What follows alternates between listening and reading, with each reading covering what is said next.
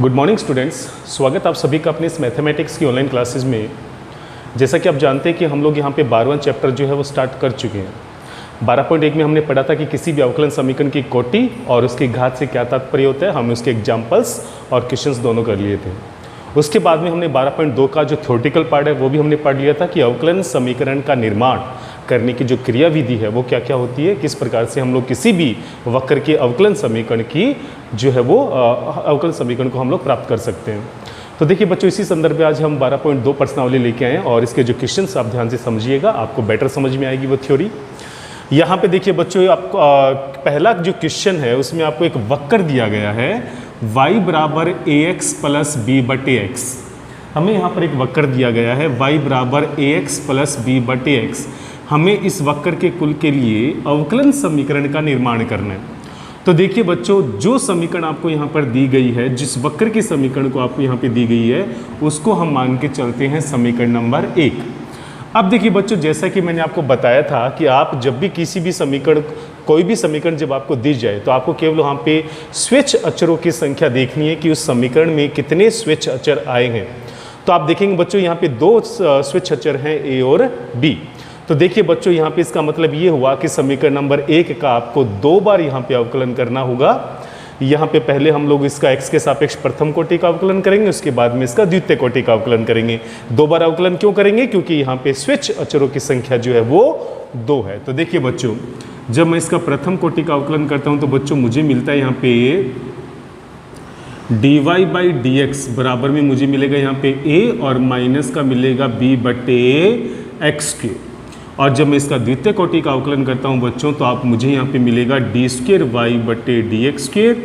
और यहाँ पर देखिए बच्चों आ जाएगा आपके पास 2b बटे एक्स की क्यूब, 2b बटे एक्स की क्यूब, क्योंकि a का अवकलन हो जाएगा 0 और माइनस 1 बटे एक्स स्क्वेयर का जो अवकलन होता है वो प्लस का 2 बटे एक्स की क्यूब होता है। तो देखिए बच्चों, यहाँ पर हमें इस प्रकार से प्रथम कोटि और द्वितीय कोटि के अवकलन के रूप में मुझे 2 अतिरिक्त समीकरण जो है वो यहाँ पे मुझे मिलेगी।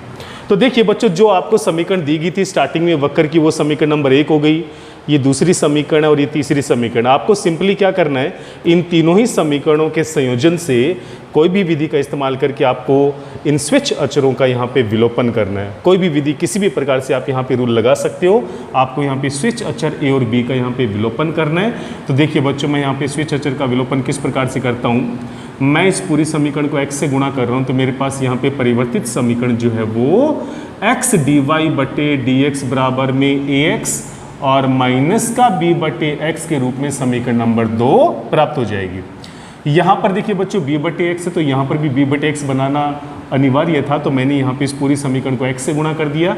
यहाँ पर भी b बटे x बनाने के लिए बच्चों सिंपल आपको इस पूरी समीकरण को x स्क्वायर से गुणा करना होगा। तो जैसे मैं इसको x स्क्वायर से गुणा करूँगा तो मेरे पास x square d square y बटे डी एक्स स्क्वायर और बराबर में देखिए बच्चों मेरे पास यहाँ पे आ जाएगा 2b बटे x और ये हो जाएगी समीकरण नंबर 3।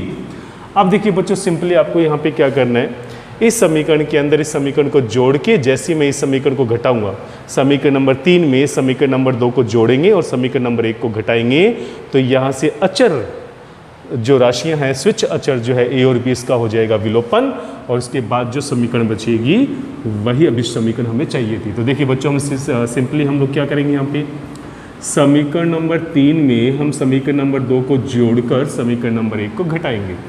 तो देखिए बच्चों, हमारे पास यहाँ पे क्या आएगा, समीकरण नंबर 3 में 2 को जोड़ेंगे तो लेफ्ट हैंड साइड में आएगा x square d square Y बटे डी एक्स स्क्वेयर, प्लस में आ जाएगा बच्चों मेरे पास एक्स डी वाई बटे डी एक्स और समीकरण नंबर 1 को घटाएंगे तो यहाँ पर आ जाएगा माइनस का वाई। राइट हैंड साइड में देखिए बच्चों, यहाँ पे 2b बटे एक्स के अंदर हम जोड़ेंगे ए एक्स माइनस बी बटे एक्स यानी कि समीकरण नंबर 2 को, और अब घटाएंगे समीकरण नंबर 1 को तो यहाँ पर आ जाएगा माइनस का ए एक्स और माइनस का बी एक्स। तो देखिए बच्चों, यहाँ पर क्या आएगा, यहाँ पर बच्चों आएगा x square d square Y बटे डी एक्स स्क्वेयर, प्लस में देखिए बच्चों यहाँ आएगा एक्स डी वाई बटे डी एक्स माइनस का वाई। तो यहाँ देखेंगे बच्चों ए एक्स से ए एक्स कैंसिल होगा, माइनस बी बटे एक्स में माइनस बी बटे एक्स को जोड़ेंगे तो माइनस का 2b बटे एक्स जो कि प्लस 2b बटे एक्स से कैंसिल होकर राइट हैंड साइड में यहाँ पे केवल 0 बचेगा। अब यहाँ पे किसी भी प्रकार से कोई भी स्वेच्छ अचर विद्यमान नहीं है। अब हमारे पास जो समीकरण यहाँ पे बची है वो इस वक्र के कुल की अवकलन समीकरण है और यही हमें यहाँ पे प्राप्त करनी थी। तो देखा बच्चों किस प्रकार से हमने यहाँ पे किसी भी वक्र के कुल की अवकलन समीकरण प्राप्त की है। सिंपल जो समीकरण दी गई थी उसको समीकरण नंबर 1 मानेंगे, उसमें स्वेच्छ अचरों की संख्या का निर्धारण करेंगे। चूंकि यहाँ पे स्वेच्छ अचरों की संख्या 2 थी, इस वजह से समीकरण नंबर 1 का मैंने यहाँ पे 2 बार अवकलन किया। इससे मुझे 2 अतिरिक्त समीकरण और प्राप्त हुई। इन तीनों ही समीकरण के संयोजन से किसी भी विधि का उपयोग करके आप अपनी मानसिक योग्यता का यहाँ पे प्रदर्शन कर सकते हैं। आपको सिंपल यहाँ पे स्वेच्छ अचर ए और बी का विलोपन करना था और स्वेच्छ अचर ए और बी का विलोपन करने के बाद जो समीकरण यहाँ पे बचेगी वही अवकलन समीकरण हमसे पूछी गई थी। तो देखा बच्चों काफ़ी आसान क्वेश्चन है। यहाँ पे आपको केवल यहाँ पे ध्यान रखना है कि स्वेच्छ अचरों को हम किस प्रकार से विलोपित करेंगे, बस आपको इतना ही इसके अंदर ध्यान रखना है। चलिए बच्चों बढ़ते नेक्स्ट क्वेश्चन की तरफ। देखिए बच्चों क्वेश्चन नंबर 2 में यहाँ पे वक्र के कुल की अवकलन समीकरण दे रखी है x square plus y square बराबर ए स्क्वायर और इस समीकरण को हमने मान लिया समीकरण नंबर 1। अब देखिए बच्चों यहाँ पे केवल एक स्वेच्छ अचर आया है ए, इसका मतलब समीकरण नंबर 1 का हमें केवल एक बार जो है वो एक्स के सापेक्ष अवकलन करना है।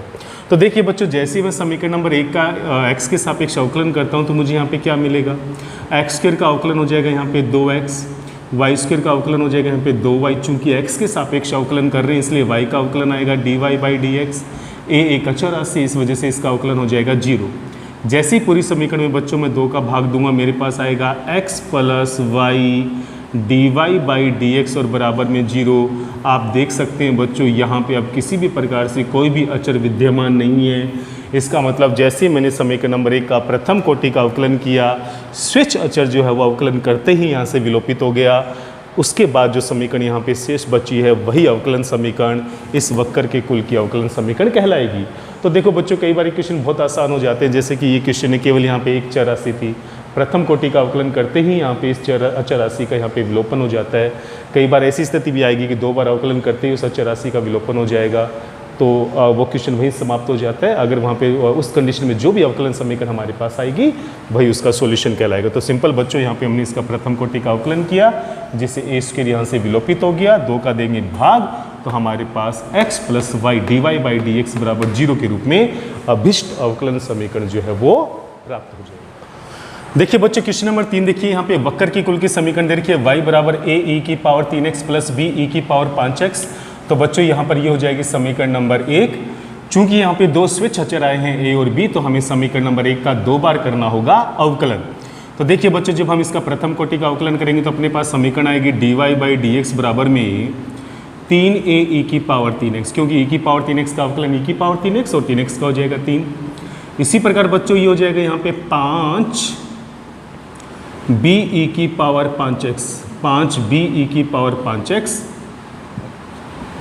तो बच्चों ये हो जाएगी यहाँ पे समीकरण नंबर 2। अब देखो बच्चों हम यहाँ पे इसका द्वितीय कोटि का अवकलन करेंगे तो हमारे पास आएगा d²y/dx² बराबर में 3 यहाँ पे हो जाएंगे 9a e की पावर 3x और प्लस में बच्चों यहाँ पे हो जाएगा 5 5 25, ये हो जाएगा 25b e की पावर 5x और ये हो जाएगी बच्चों यहाँ पर समीकरण नंबर 3।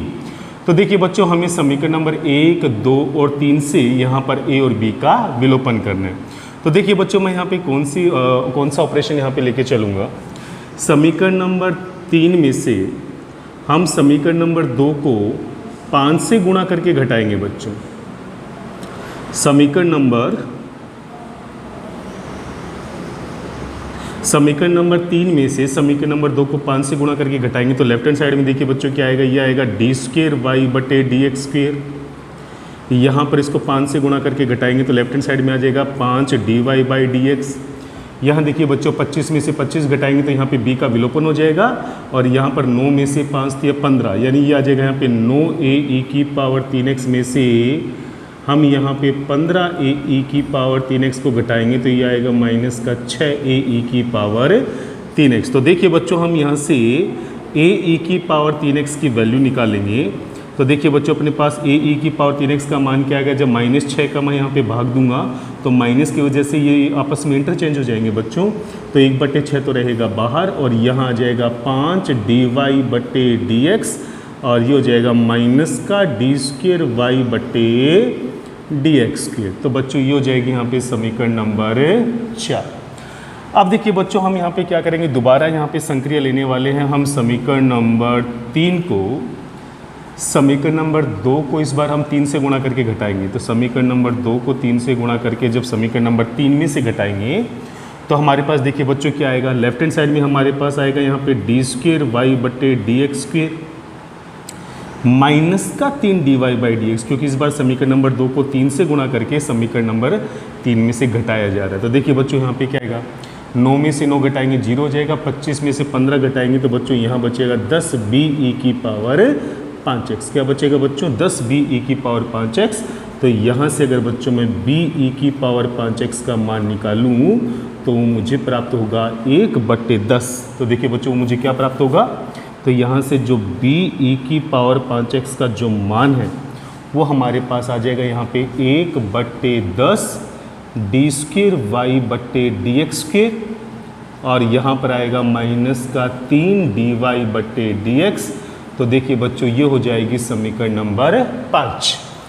अब देखिए बच्चों समीकरण नंबर 4 और समीकरण नंबर 5 से a⁵3x और b⁵5x का मान जैसे ही मैं समीकरण नंबर 1 में रखूंगा तो यहाँ से a और b का हो जाएगा विलोपन। तो देखिए बच्चों यहाँ पे क्या आएगा, समीकरण नंबर 1 में a⁵3x व b⁵5x का मान रखने पर तो देखिए बच्चों अपने पास यहाँ पर क्या आएगा, ये हो जाएगा बच्चों y = a⁵3x का जो मान है वो क्या है बच्चों, यहाँ पर 1/6 यह है यहाँ पर 1/6 5 dy/dx माइनस का d²y/dx²। ये तो हो जाएगा बच्चों a⁵3x का मान। प्लस में देखिए बच्चों हमें यहाँ पे रखना है b⁵5x, तो वो हो जाएगा बच्चों यहाँ पर 1/10 और अंदर दिया हुआ बच्चों यहाँ पे d²y/dx² और माइनस का है यहाँ पे 3 dy/dx। तो देखिए बच्चों हमने यहाँ पर समीकरण नंबर 1 में a⁵3x और b⁵5x का मान रख दिया। तो देखिए बच्चों बट्टे में जो 6 और 10 है इसका लघुत्तम होता है 30, तो हम इस पूरी समीकरण को 30 से गुणा करेंगे। तो देखिए बच्चों हमारे पास यहाँ पर क्या आएगा, यहाँ पर आ जाएगा बच्चों 30y, यहाँ पर 30 से गुणा करेंगे तो 6 5 30, यानी इस पूरे ब्रैकेट को हमें 5 से गुणा करना होगा। तो देखिए बच्चों यहाँ पर आएगा 5 5 25 dy/dx और ये बन जाएगा यहाँ पे 5 d²y/dx² और यहाँ पर 30 से गुणा करेंगे तो 10 × 30, इसका मतलब इस ब्रैकेट को हमें 3 से गुणा करना होगा। तो यहाँ आ जाएगा 3 d²y/dx²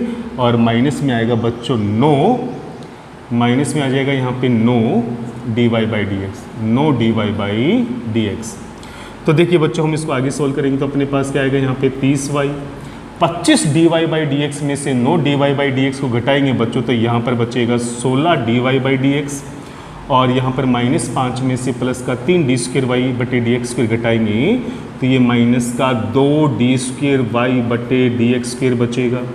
अब बच्चों अगर मैं इसको इधर लिखूँ, सबसे पहले d²y/dx² के पद को लिखूँगा तो यहाँ आएगा 2 d²y/dx² माइनस का आ जाएगा बच्चों यहाँ पे 16 dy/dx और ये हो जाएगा बच्चों यहाँ पे प्लस का 30y और बराबर में आएगा 0। अब देखिए बच्चों हम पूरी समीकरण को 2 से दे देते हैं भाग, तो अपने पास जो अवकलन समीकरण बचेगी वो होगी d²y/dx² माइनस का 8 dy/dx प्लस का 15y और बराबर में आ गया 0। अब देखिए बच्चों यहाँ पे अचर राशि a और b का हो गया विलोपन। उसके बाद में हमारे पास जो अवकलन समीकरण शेष बची है वो है d²y/dx² माइनस का 8 dy/dx प्लस का 15y बराबर 0। तो देखिए बच्चों यही होगा हमारा अभिष्ट सॉल्यूशन। तो देखा बच्चों, आपको सिंपली जो समीकरण दे रखी थी उसमें दो स्वेच्छाचर थे, इस वजह से हमने समीकरण नंबर 1 का 2 बार अवकलन किया और इन तीनों ही समीकरण से हमने विलोपन विधि से ए और बी का मान निकाल के समीकरण नंबर 1 में प्रतिस्थापित किया और समीकरण नंबर 1 में प्रतिस्थापित करने के बाद सोल्व करने पे ए और बी का विलोपन हो गया और इस रूप में मुझे यहाँ पे अभिष्ट समीकरण जो है वो। क्वेश्चन नंबर 4 देखिए बच्चों, यहाँ पे वक्र की समीकरण है y बराबर e की power x a cos x plus का b sin x। तो बच्चों इसको हमने समीकरण नंबर 1 यहाँ पे डाल दिया। देखिए बच्चों, यहाँ पे दो स्वेच्छाचर हैं a और b, तो सिंपली आपको इस समीकरण का 2 बार अवकलन करना होगा। तो देखिए बच्चों, जब हम इसका प्रथम कोटि का अवकलन करेंगे तो क्या आएगा, यह आएगा बच्चों dy बाई dx बराबर में e की पावर x का अवकलन e की पावर x और इस केस में a cos x और प्लस का b sin x जो है वो रहेगा कांस्टेंट और दूसरे केस में e की पावर x को कांस्टेंट रखेंगे तो a cos x plus b sin x का अवकलन हो जाएगा बच्चों यहाँ पे माइनस का a sin x माइनस का a sin x और ये हो जाएगा यहाँ पे प्लस का b cos x। तो देखिए बच्चों, हम इसमें थोड़ा सा परिवर्तन और करते हैं। यहाँ पे आएगा dy बाई dx। इस पूरे पार्ट को देखिए बच्चों, मैं समीकरण नंबर 1 से वापस y के इक्वल लिख सकता हूँ। तो ये हो जाएगा y प्लस और e की पावर x माइनस का a sin x और प्लस का b cos x जो है बच्चों वो रहेगा कांस्टेंट और ये हो जाएगा समीकरण नंबर 2। तो देखा बच्चों, हमने केवल यहाँ पे समीकरण नंबर 1 से इस पूरे पद को मैंने किसके इक्वल लिख दिया, y के इक्वल। अब देखिए बच्चों, मैं इसका पुनः x के सापेक्ष अवकलन करूँगा तो dy बाई dx का अवकलन हो जाएगा डी स्क्वेयर वाई बटे डी एक्स स्क्वेयर, वाई का अवकलन हो जाएगा डी वाई बटे डी एक्स और यहाँ पर u इंटू वी लगाएंगे बच्चों तो e की पावर x का अवकलन e की पावर x माइनस का a sin x और प्लस का b cos x जो है बच्चों वो रहेगा कांस्टेंट। प्लस में देखिए बच्चों e की पावर x रहेगा कांस्टेंट और यहाँ पर अंदर वाले पद का अवकलन माइनस का a cos x और माइनस का b sin x हो जाएगा। अब देखिए बच्चों, यहाँ से a और b का विलोपन समीकरण नंबर 1 और 2 की सहायता से हम किस प्रकार से करेंगे, यहाँ होगा डी स्क्वेयर वाई बटे डी एक्स स्क्वेयर बराबर में बच्चों यहाँ आएगा d Y by D x. समीकरण नंबर 2 से इस पूरे पद की वैल्यू जब मैं यहाँ पे रखूँगा तो यहाँ पे आ जाएगा आपके पास D Y by D x minus का Y, D Y by D x minus का वाई। तो आपके पास इस पद की वैल्यू हम यहाँ पे प्रतिस्थापित कर देंगे।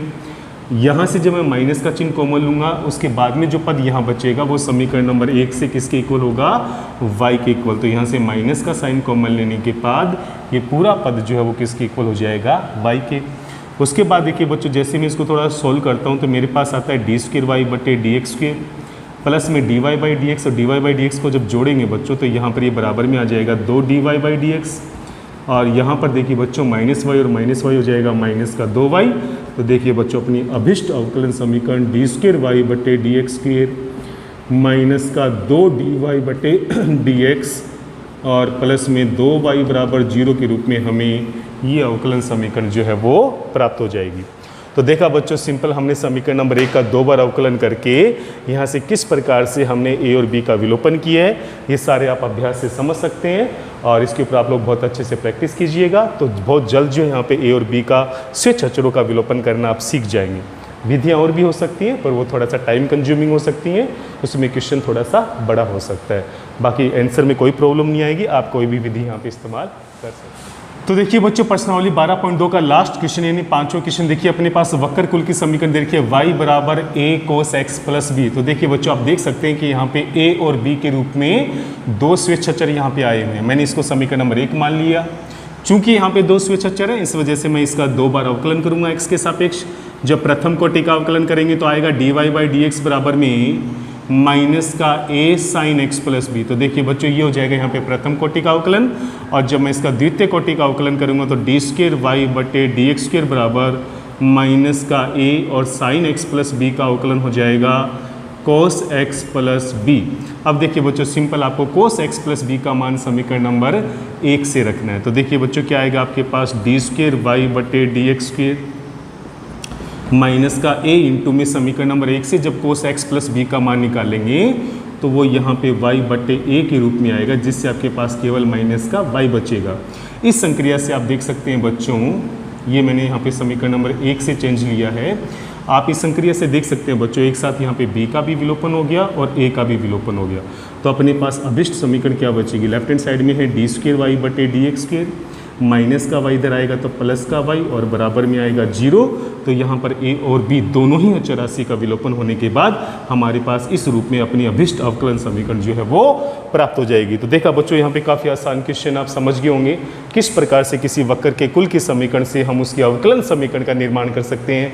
हमें केवल जितनी चर राशियाँ दी गई, अचर राशियाँ दी गई, हमें उतनी बार उसका अवकलन करना होता है। उन स्वेच्छ अचरों को वहाँ से हमें विलोपित करना होता है किसी भी विधि से। उसके बाद जो अवकलन समीकरण निकल के आती है वही उस कुल की अवकलन समीकरण कहलाती है। तो देखिए बच्चों, हम यहाँ 12.2 कंप्लीट कर चुके हैं। आज के लिए हम लोग इतना ही करेंगे और आपके लिए एक और महत्वपूर्ण संदेश, 8 अगस्त को 10 बजे, सुबह 10 बजे से लेकर 10:45 तक आपका मैथ का टेस्ट होना है। इसके लिए आप लोग पहले से वेल प्रिपेयर रहें। मैं आपको बता दूं आपके जो चैप्टर हैं वो कौन कौन से आएंगे। समाकलन, हम लोग वहाँ पे समाकलन का टेस्ट लेंगे 9.1 से लेकर 9.5 तक की प्रश्नावली के साथ। तो 9.1 से 9.5 तक की प्रश्नावली के साथ आप लोग टेस्ट के लिए तैयार रहिए और इसके लिए आपको जो है वो नोटिफिकेशन भेज दिया जाएगा। और 8 अगस्त को 10 से लेकर 10:45 तक 9.1 से 9.5 तक की प्रश्नावली समाकलन का आपका टेस्ट होना है। इसके लिए आप लोग वेल प्रिपेयर रहिए और इसके लिए आपको आगामी शुभकामनाएं। इस प्रश्नावली में किसी भी प्रकार की कोई भी दिक्कत हो तो आप पूछते रहिए और इसी तरह से मेहनत करते रहिए। जय हिंद, जय भारत।